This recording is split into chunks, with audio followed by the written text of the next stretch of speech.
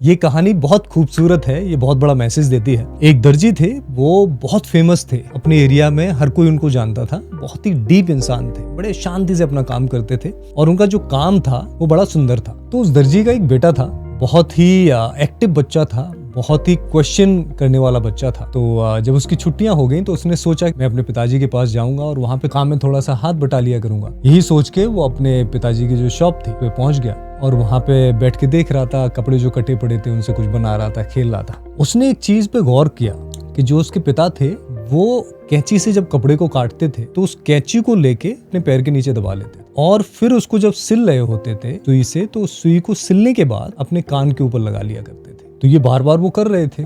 तो उस बच्चे से रहा नहीं गया, उसने पूछा कि पिताश्री मैं आपसे एक क्वेश्चन करना चाहता हूँ। तो जो दर्जी था उसने कहा ठीक है बेटा पूछ। तो उसने कहा कि आप कैंची से काटते हो और उस कैंची को अपने पैर के नीचे दबा लेते हो और जो सुई है उससे आप जब सिलते हो तो उसको कान के ऊपर लगा लेते हो, ऐसा क्यों? तो दर्जी ने बड़ा सुंदर जवाब दिया। उसने कहा बेटा जिंदगी में भी ऐसे ही होता है। जो व्यक्ति काटते हैं दूसरों के रिश्तों को या किसी भी चीज को या सक्सेस को, कुछ भी काटते हैं, उनकी जो जगह होती है वो पैरों के नीचे होती है। और ऐसे व्यक्ति जो जोड़ते हैं, सिलते हैं पुराने घावों को या पुराने रिश्तों को, उनकी जगह सर पे होती है। इसीलिए मैं उस सुई को सर पे लगाता हूँ और कैंची को पैरों के नीचे रखता हूँ। बट ये तो एक कहानी है, लेकिन इसके पीछे बहुत बड़ा मैसेज है। जो व्यक्ति हर जगह नेगेटिव बातें करते हैं या कुछ भी काटने की कोशिश करते हैं, वो व्यक्ति ना चाहते हुए भी कहीं ना कहीं एक वक्त के बाद वो जमीन पे होते हैं। और व्यक्ति जो कुछ भी संभालने की कोशिश करते हैं, किसी भी चीजों को जोड़ने की कोशिश करते हैं, दूसरों को मोटिवेट करने की कोशिश करते हैं, आज नहीं तो कल ऊपर आते हैं, परम स्थान पे पहुंचते हैं। तो अगर आज आप कुछ अच्छा कर रहे हो और आपको लग रहा है कि सब कुछ बुरा हो रहा है जीवन में, तो थोड़ा सा पेशेंस रखें।